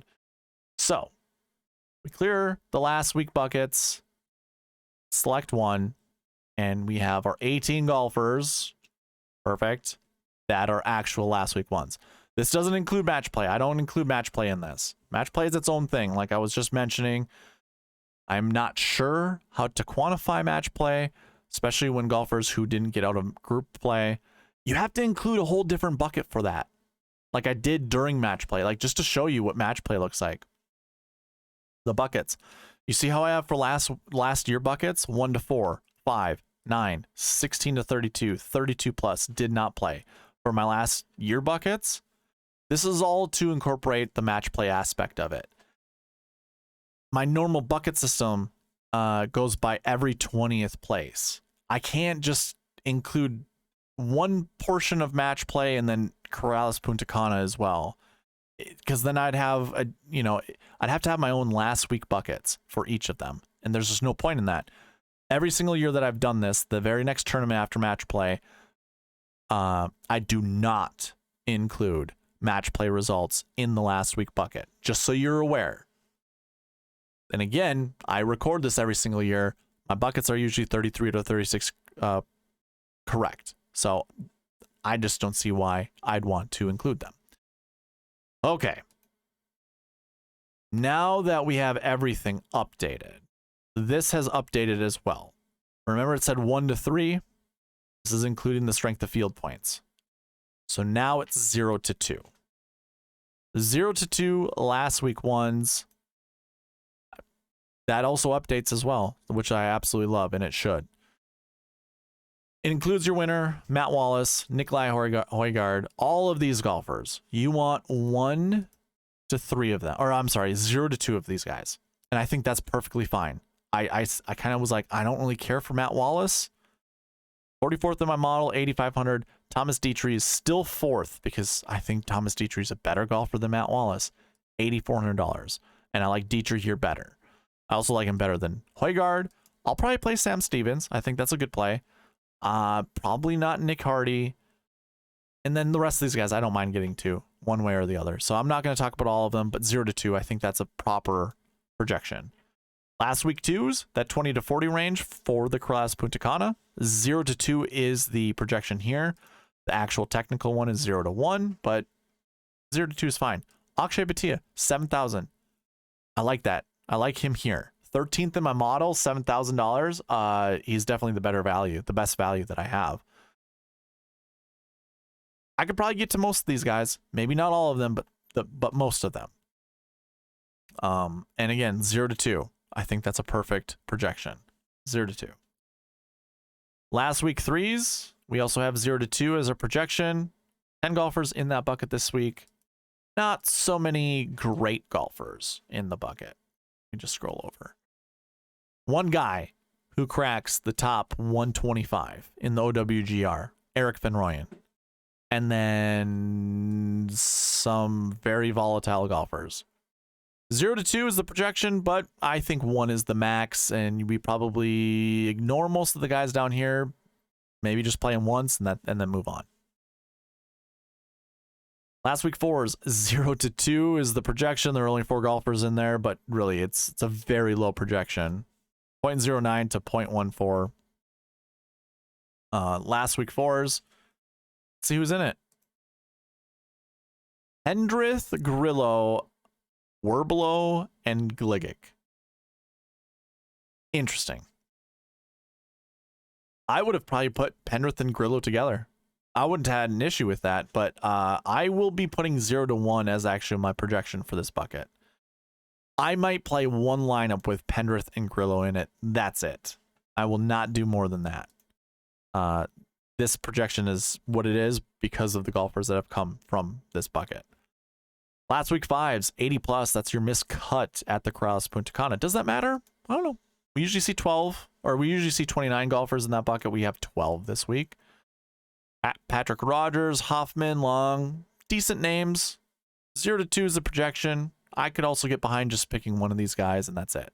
That's fine. And then the last bucket are golfers who actually didn't play last week in any of the events, but also this includes match play golfers as well. Hard to quantify match play. That's why I put them in bucket 6. You know, sue me if you want to, criticize me if you want to. This is just how it's going to be done this week, and I've done it every single year. So the projection was what, 3 to 6. I always have a 3-point gap if 6 is the max projection, but really I'm looking at 5 to 8 that I project to be inside the top 10 from this bucket. Yeah, I mean, you could probably build a full lineup with golfers from this bucket. Is it smart? I don't know. But you can see you basically have the whole gamut of golfers to choose from. So those are your last week buckets. And again, I apologize for it taking forever to update. Last week, we go to course history buckets after that. Course history ones, having really, really, really good course history. So any average finishing position between 0 to 20, or 1 to 20, I should say. 0 to 1 of those golfers. We only have 3. Of course, there's a 2-point gap always when it comes to the projections. Let's see who our course history 1 guys are. Connors, Van Rooyen, and Matthias Schwab. Well, I'll be playing Connors. I don't so much care for Van Rooyen or Schwab. I won't play them together. I'll say that for sure. I don't care. Connors, I think, is definitely the play outside of Van Rooyen and Schwab. Course history 2. This does technically say 1 to 2. Remember, we want a 2-point gap, and we always want to round down in our minimum projection when we can. Well, this already rounds down to 1. To get a 2-point gap from our max projection of 2, we bring this down to 0. So it's really 0 to 2 is our projection. I think that's fine. Of course, we see at least 1 in the optimal lineup every year, at least 2 inside the top 10, but we have about 5 less golfers than we typically do. Take a look at our course history 2 golfers. Fowler, Siwoo Kim, Chris Kirk, Kuchar, Rye, Todd. Those are 7,900 and above. Yeah, I don't mind getting to some of these guys. Like Fowler's fine, Siwoo Kim's fine. I don't mind even playing Chris Kirk or even Matt Kuchar. So our projection, what was 0 to 2 technically? Yeah, I don't mind playing at least one of these guys. So maybe in my optimizer, I select my minimum. I won't send this to you guys, but I won't send it to you guys this way, but I might switch my minimum to 1 and make sure I select at least 1 guy from this bucket. I think that's fine. I think just the 4 that I've selected have a very high probability of finishing inside the top 10. So I don't mind doing that. Course history 3s, 1 to 3 is our projection, and everything looks to be that's a fine projection. Starts with Hideki Matsuyama, who I'll probably play very sparingly. JJ Spawn, which I don't mind going back to, but I'll probably play sparingly. Same goes with Matt Wallace. This is a bucket that I'll probably just play equal. I don't really like it, honestly. 1 to 3, having to select 1 to 3 golfers. I don't think I will stick to that.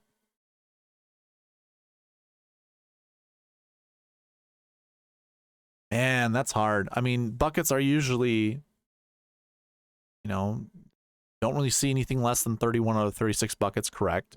Usually we see the average is 33 out of 36. last week at the Puntacana, as well as the WGC match play, they were 100% correct. Well, 34 to 36 for the Puntacana. This could be the bucket that I think fails. If it's telling me 1 to 3, I do not trust Matsuyama.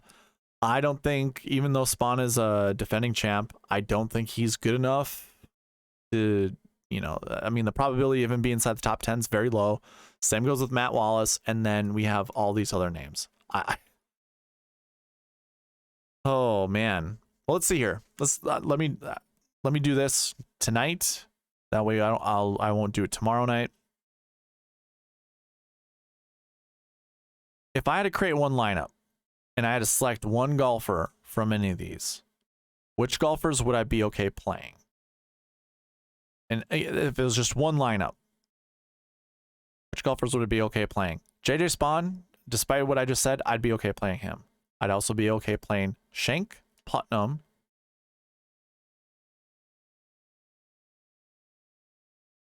Benny Ann, Ben Martin, Neesmith, I already said I would play. Don't mind Troy Merritt. Stuart Sink, I'd play.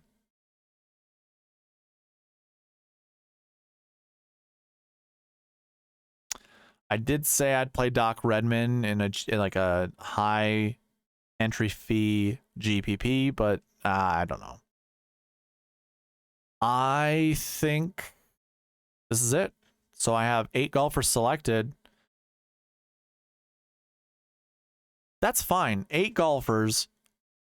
If you were to have at least one of these 8 golfers in each one of your lineups, and you created like 100 lineups, well, let's just do 8. 8 times 12 is 96. That's your percentage. 12%. You're like, if you had at least one of these golfers in each of your lineup, 12% would be your exposure for each of these golfers. Some would have 13, but it's going to be between 12 to 13. I'm cool with that. I'm cool with owning 12% Troy Merritt. I'm cool with owning 12% Sink, Neesmith, Ben Martin, Benny Ann, Putnam, Schenk, JJ Spawn. I'm cool with that. That's all right. I'm okay with that. That works out for me. And of course, I'll play some Matsuyama, but I don't like it. So 1 to 3, that's a projection. That's fine. That is fine. Course history 4 is 0 to 2 because of our rules that we have in place when it comes to projections.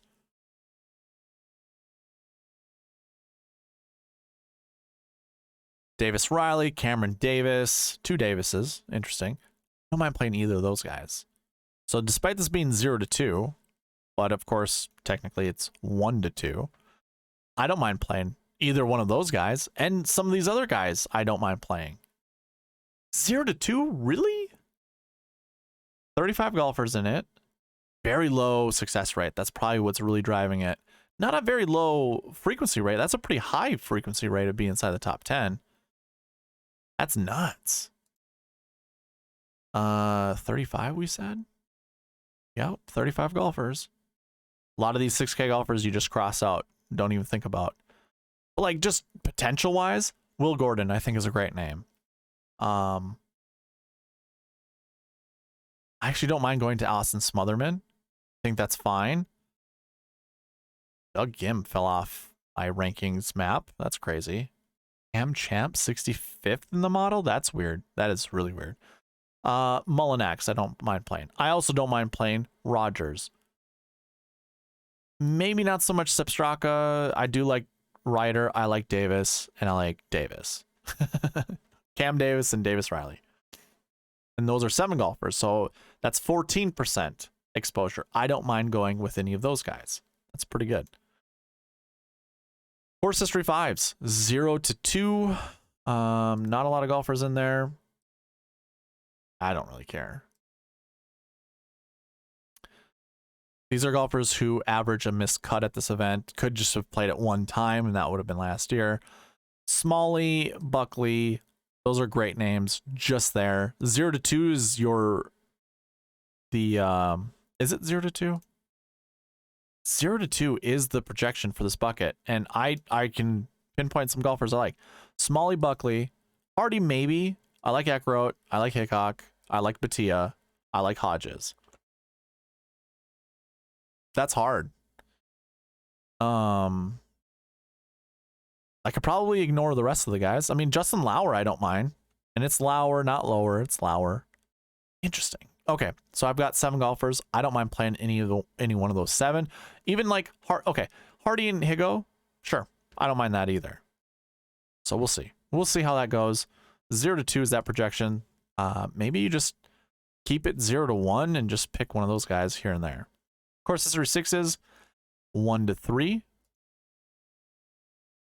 And again, these are projections inside the top 10 that I project to be inside the top 10. I already saw some names that I like, but these are golfers who've never played this tournament dating back to 2013. Hatton, he's dangerous. So is Montgomery. I don't really care for Fox or Noren. Really like Ben Griffin. Really like Dietrich. Hendrith I like. S.H. Kim I like. Sam Stevens I like. I don't mind MJ Duffy. I know it says Mathis or Matthias here, but it's MJ. Or maybe it's just Maddie. I don't know.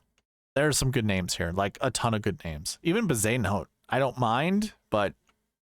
Ugh. 1 to 3, by the way. 1 to 3. I could see playing 3 of these guys without any issue. So keep that in mind. And I think that projection is pretty good. So that covers our course history buckets. Moving on to our recent form buckets.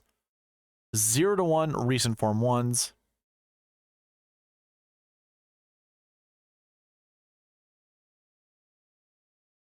Fowler, Ryan Fox, Nikolai Højgaard, and Kevin Chappell. So it's 0 to 2 technically, but honestly, maxing out at 1 I think is what you want to do here. I like Fowler. I've already stated this before. He is obviously on the preview thumbnail. Fowler I like. Probably could deal without the rest. Don't care. 0 to 2 recent form 2s. Hatton, Siwoo, oh, there's a lot of good names here. 0 to 2 is a good one, even with Akshay down here. So here's a great bucket to look at. Why I like the bucket system is it limits bad plays. So putting 3 or more of these guys together, probably not the way to go. So if you liked Hatton, you like Ben Griffin, and you want to, pair them up with Akshay Bhatia or MJ Duffy, David Lingmerth, Ben Martin, probably not the best way to do it. So 0 to 2, that's the projection. 3 to 6. Okay, here's what I'll do. So I think I'll keep it 3 to 6. I always look at this conservative max projection just to see what this number is. 4.06, I round up to 5. And then that's where I draw my 2-point gap for the minimum projection. So this goes on to 3, which is already consistent with what the minimum projection is. So really it's 3 to 6 recent form 3s. 59 golfers in that bucket. So maybe that's why the projection's so high. Recent form 3s. Matsuyama, Connors, Taylor Montgomery, which we were just talking about, Davis Riley. It'll be really interesting to build lineups with the optimizer because there are a lot of golfers that are kind of overlapping, and there's some golfers that are in one bucket that you only want, 0 to 1 in, and now they're in a bucket where it's 3 to 6. So if you choose one of those golfers that are in the bucket from 3 to 6 that are also in a bucket that are 0 to 1, that means the other golfers in that bucket you don't want to play. Now, there's not a large amount of those, but I guarantee you some of them are also in this bucket. So it really limits the way you can build lineups. And again, that's why I like the bucket system. I love it, actually. So lots of good names here. 3 to 6, yeah, you could build a whole lineup using the golfers from the recent form 3 bucket, and I think you'd be okay. I mean, that's what the projection says, 3 to 6. Probably stay somewhere between 3 to 5, though, if I'm being honest. Recent form 4s, 0 to 2.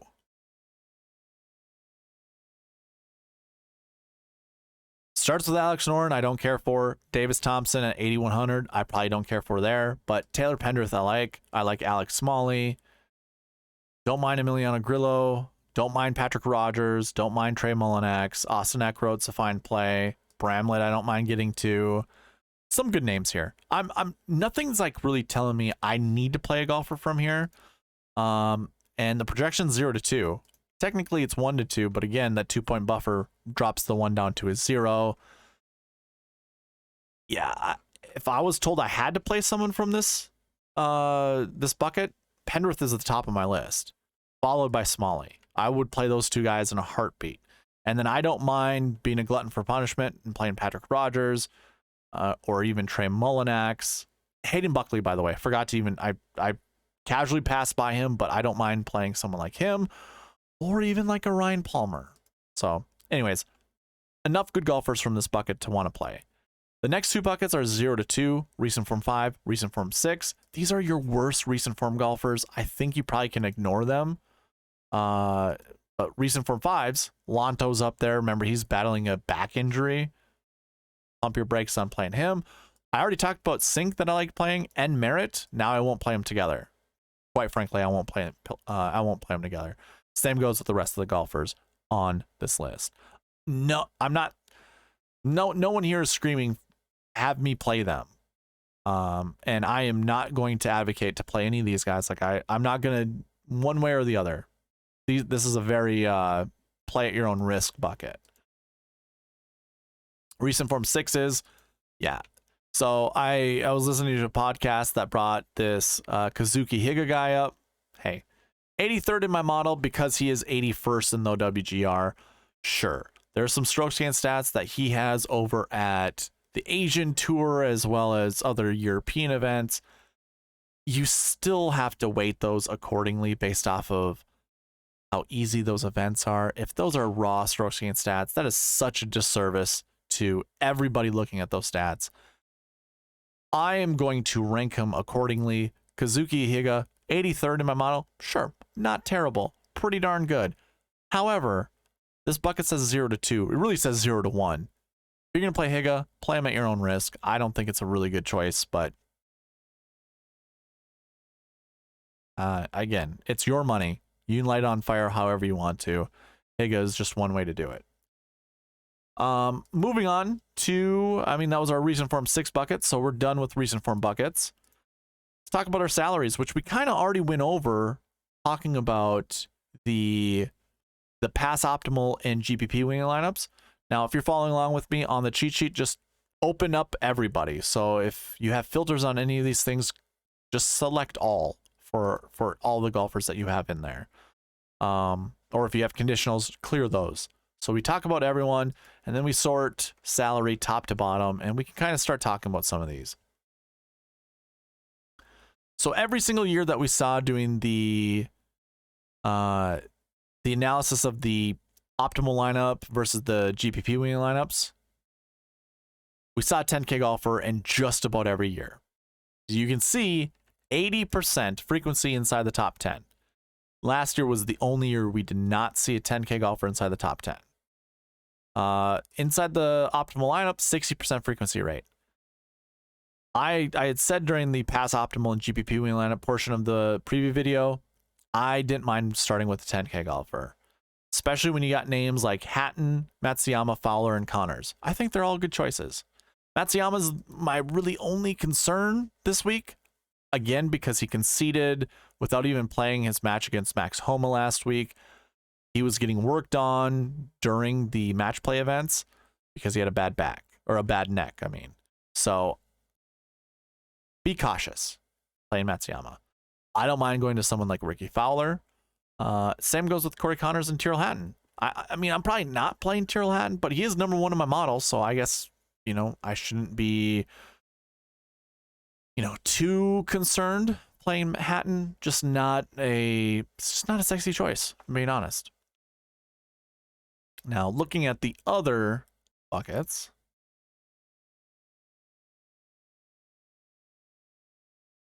$9K. It shows 1 to 2.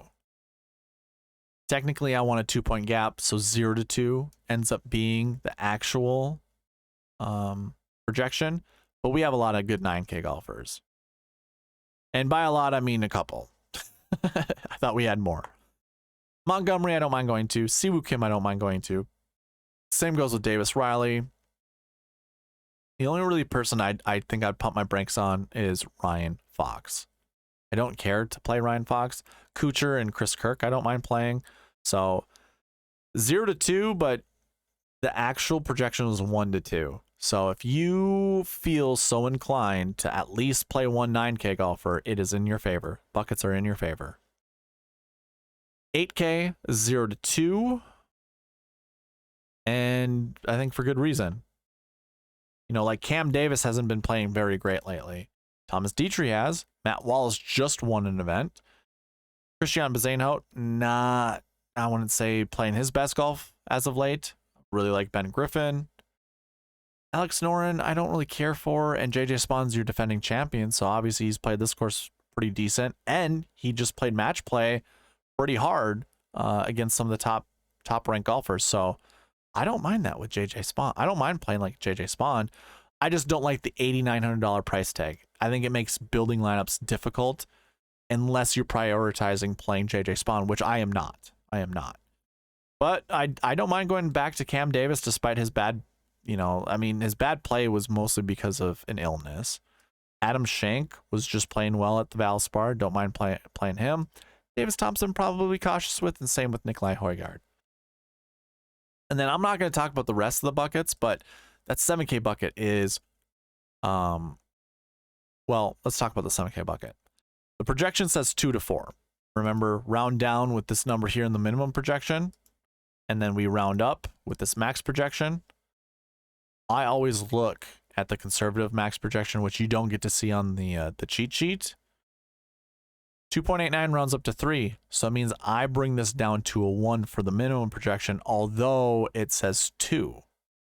And there is a 2-point gap between the actual minimum and the maximum if you round down and you round up. So how I re-envision this bucket, it's wrong term, but the max still stays 4. 3.52 rounds up to 4. That still stays 4. However, now because I see this is the conservative max projection is 3, I move the minimum down to 1. So really, as I read this, it's 1 to 4 7K golfers to put in your lineup. And I'm not going to talk about them because it's a pretty big bucket. 42 golfers are in it, so no need to talk about it. And then your 6K buckets. I have a higher 6K, which is 6.5 and above, and then I have a lower 6K, which is below 6.5. So it's 6.4 and below. 0 to 2 with the higher 6K, 0 to 2 with the lower 6K, but probably just stick 0 to 1. And you have 78 golfers in that range. So I think, just again, using what we learned from the Pass Optimal and GPP lineups, we're more likely going to see a ton of 6K golfers inside the top 10 as well as 7K golfers. I wouldn't be surprised if 50% of our top 10 comprise of 7 and 6K golfers. So keep all that in mind. I don't think this is one that the cream rises to the top, but I do think we'll see at least one 10K golfer inside the top 10. I do like the names, unless someone were to withdraw. Like if Hideki withdraws, then I would probably say, yeah, maybe a 50% chance that we see at least one 10K golfer inside the top 10. Probably not 2. So build your lineups accordingly. I think if you wanted to put 2 9Ks and 2 8K golfers in your lineups, I think that's fine. At this event, I think that's absolutely fine. That concludes the salaries. Now, talking about strokes gain buckets, if you're unfamiliar with how I do this, highly encourage you to go check out the video down below. Just go to the strokes gain portion of it. It would take me 5 minutes to explain it. So I rather you just go watch that video and I get to just move on. Try to make this video a little bit shorter. It's already at 1:48, so I guess maybe it doesn't matter. Strokes gain 1. 0 to 2. There are 7 golfers in that bucket this year. I have that here under the strokes gain bucket. And it's all, by the way, it's all color coordinated. So this dark green all corresponds with strokes gain 1. Then strokes gain 2 is the lighter green, so on and so forth. So strokes gain 1, we just said 0 to 2. Yeah, I think you play 0 to 2 there, no problem. I'm going to rapid fire through this, by the way. 0 to 2, strokes gain 2, but really 0 to 1. I think there's probably better golfers in this bucket than those projections imply. But I guess Nikolai Højgaard probably don't, I'm not that confident in him. And really it's like Montgomery, Schenk, SH Kim are really the only golfers that I find any confidence in. The rest of them, not so much. So I guess 0 to 2 / 0 to 1 is an actual good projection. Course history 3s, 1 to 4. I think that's a good projection. It's a very large like a large gap, but 1 to 4 I think is fine. Starts with Corey Connors, Siwoo Kim, Davis Riley. Those 3 golfers alone, I think, have very high top 10 potential. But then you include Taylor Pendrith, Alex Smalley, Hayden Buckley. I'm not going to include the 3 that I just skipped because I don't really like them this week. Sam Stevens, Benny Ann. So yeah, our projection of 1 to 4, I see 4 golfers I could pair up together pretty darn easily. And then we come down here even more. Will Gordon, Ben Martin, Akshay Bhatia. We talked about MJ Duffy. I like Lee Hodges on Bermuda golf courses. Despite this not really being Bermuda grass, it is in the area that he excels at, or in the region he excels at. Same with Trey Mullinax and Emiliano Grillo. So I don't mind any of those guys. 1 to 4, hard projection, but I think it works.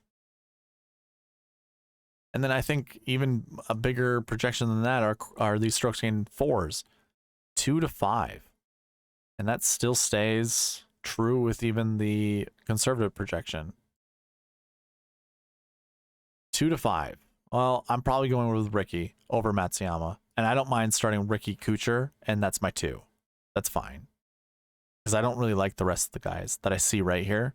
Maybe Pearson Coody. He was playing pretty decent not too long ago. 2 to 5. I can make the case for 2 of these guys so far. But I'm not seeing 3, 4, or 5.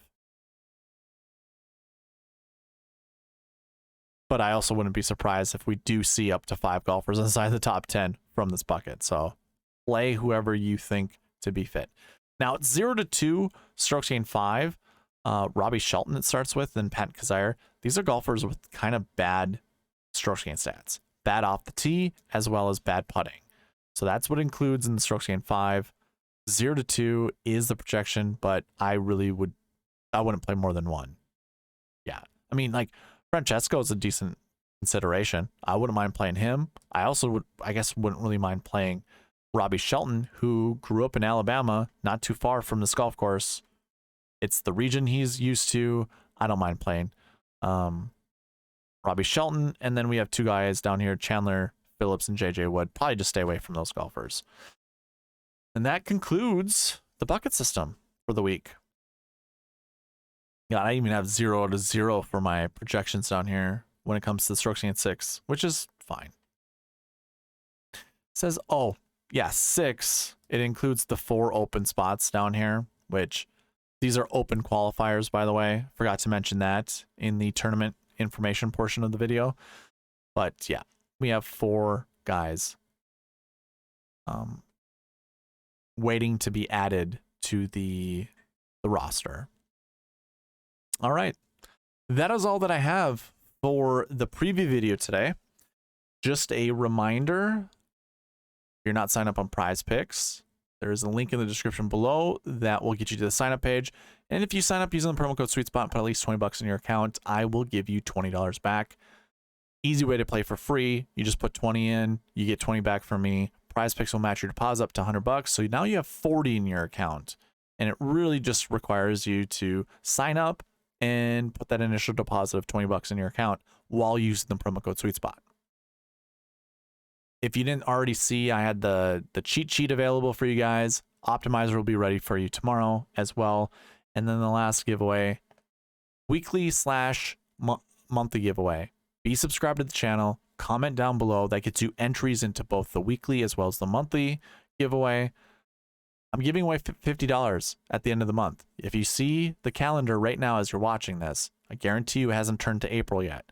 So you still have time to get entries into the giveaways. Just comment on any of the videos that I post this week. That'll get you into the weekly giveaway as well as the monthly giveaway. And if we can get 40 new subscribers within the next 4 days, or really until I do a DFS preview for the Masters, which I'm not sure exactly when I'll do that. Could be Friday, could be Saturday, could be Sunday, could be Monday. I haven't decided yet. I'm sorry for giving you that large range of days. Before I do that preview, we get 40 new subscribers. I'm going to double the $50 that I'm already giving away because we already reached our last goal. I'll make it 100. So, got to hit that 550 sub goal. and then I'll give away $100. Otherwise, we're giving away 50. So if you want a chance to win 50, comment down below. That is all that I have for you guys. So thank you for watching. Please leave a like, comment, subscribe, all that good stuff, and I'll see you in the next one. All right, bye.